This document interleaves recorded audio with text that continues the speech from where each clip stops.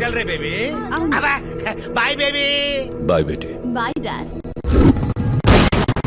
मेरा नाम रुशेंद्र है, जर्नलिस्ट हूँ, दिल्ली से आया। तू आंध्रा से आया? ఆంధ్రాలో నాకు మైనింగ్స్ ఉన్నాయి, తెలుగు వచ్చు. చెప్పు. ఇక్కడెక్కడో మారుమూల గ్రామంలో ఉంటూ దేశ రాజకీయాల్ని శాసిస్తున్నారు. ఈ చుట్టుపక్కల గ్రామాల్లో మీ మాటే వేదం, మీరే దేవుడు, మీదే లా. మీ గొప్పతనం గురించి ప్రపంచానికి చెప్పాలని మీ మీద ఆర్టికల్ రాయడానికి వచ్చాను. నీకు నిజం రాసే దమ్ముందా? ఉంది సార్. రికార్డ్ చేసుకో. 20 ఏళ్ల క్రితం ఈ ప్రాంతం పచ్చని పంటలతో ఇక్కడి ప్రజలు సంతోషంగా ఉండేవాళ్లు. ఆ సంతోషంలో వాళ్లకు కళ్ళు నెత్తికెక్కి దేవుణ్ణి మరిచారు.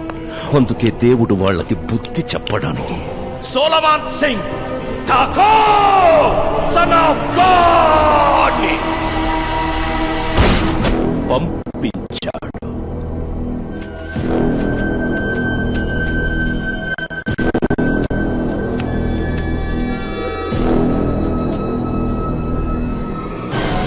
నాకీ చుట్టుపక్కల ఉన్న ప్రాంతాల్లో మైనింగ్స్ కావాలి. దానికి కొన్ని ఊర్ల జనం కావాలి. అందుకే పంటల్ని ఎడారి చేశాను, కొండల్ని మైనింగ్ చేశాను. వాళ్లకు మళ్లీ దేవుడు గుర్తొచ్చేలా చేశాను. అన్ని ఊర్లు నా గుప్పట్లోకొచ్చాయి, కానీ ఒక్క ఊరు, ఆ ఊరిని చూపిస్తా రా.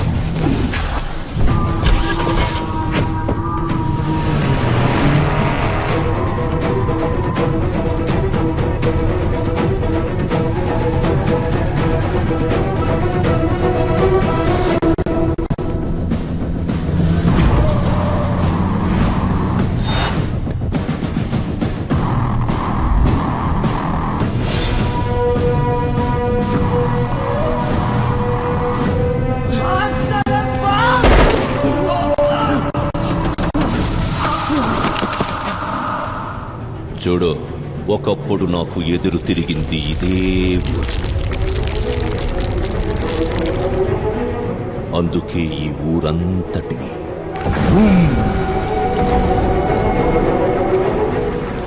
దాంతో ఈ ఊరంతా నా కాళ్ళ కిందకొచ్చి పట్టాను. ఇప్పుడు వాళ్ళ పరిస్థితి ఏంటో తెలుసా?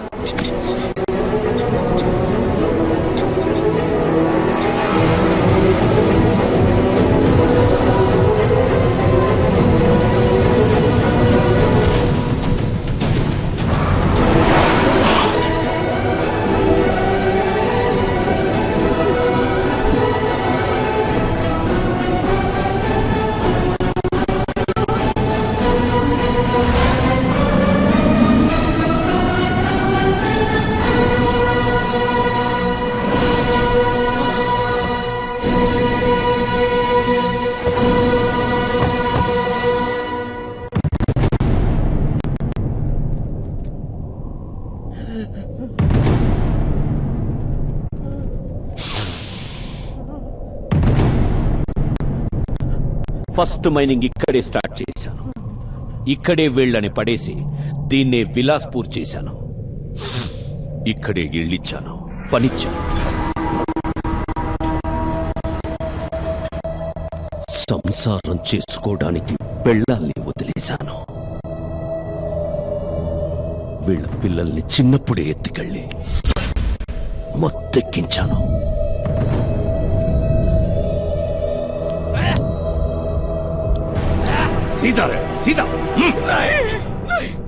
వీళ్ళకి తుపాకులొచ్చి మృగాల్ని చేశాను.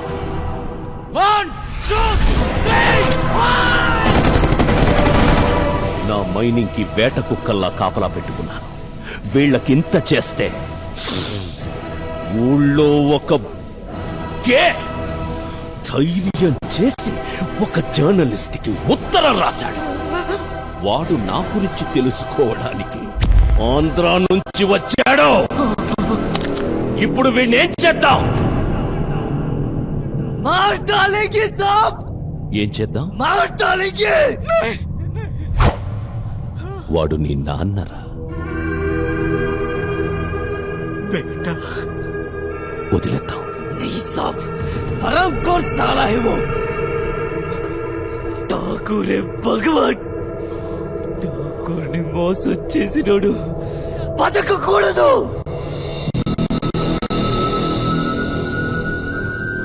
तू मेरा बेटा है रे. चंपे मैं तेरे बाप हूं. नहीं नहीं मुझे मत मारो.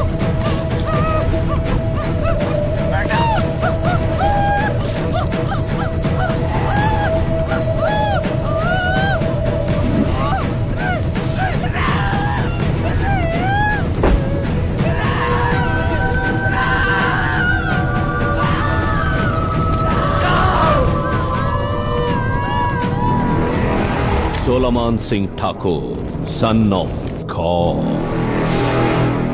ఇది హెడ్లైన్స్ లో రాసే దమ్ముంటే నా సామ్రాజ్యంలోంచి అడుగు బయట పెట్టు, లేదా ఇక్కడే ఫోటోలు తీసుకో.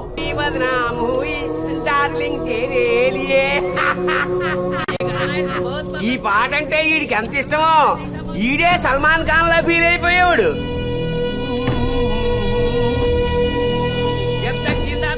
బతికినంత కాలం సొట్టలు తెక్కాల్చాడు, చివరికి ఈడే సొట్ల కాలిపోయాడు రే.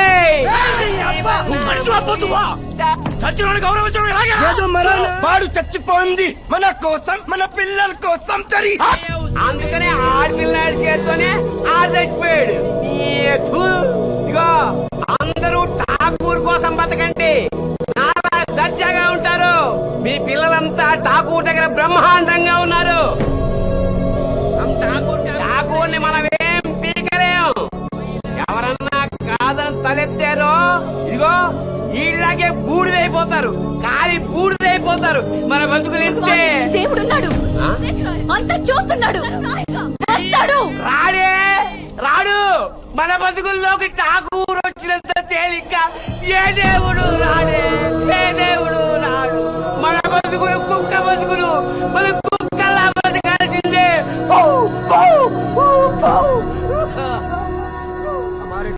మన కష్టాలు తీర్చడానికి దేవుడే రానక్కర్లేదు, ఒక్క మనిషి చాలు.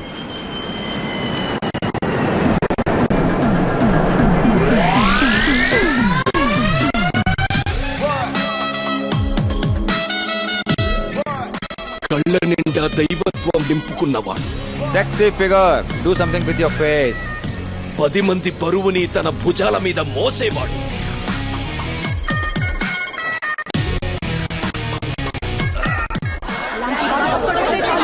ఎక్కడి నుంచి? అక్కడి నుంచే.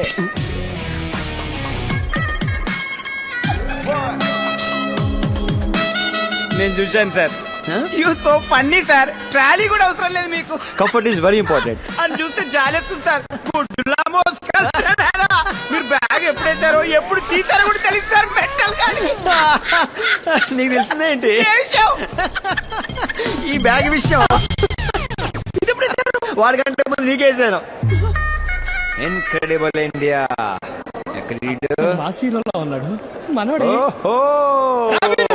సూరిబాబు ఫేస్ టైం లో కన్నా బయటే బాగున్నావు. నువ్వు ఫేస్ టైం లోనే బాగున్నావు. సర్లే పద ఇంటికి వెళ్దాం. నా కంఫర్ట్ కోసం నేను వేరే ఇల్లు చూసుకున్నాను. ఎవరిల్లు? రవితేజ. ఆయన బెంగాల్ టైగర్ షూటింగ్ లో ఉన్నాడు. ఆ రవితేజ కాదు, మరి పండిట్ రవితేజ. వాడెవడు?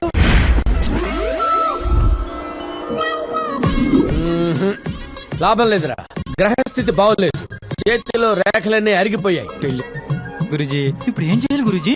నీ రేఖలన్నీ రింగు రోడ్లా పడాలంటే, నీ జాతకం బాగుండాలంటే సెకండ్ సెటప్ పెట్టే.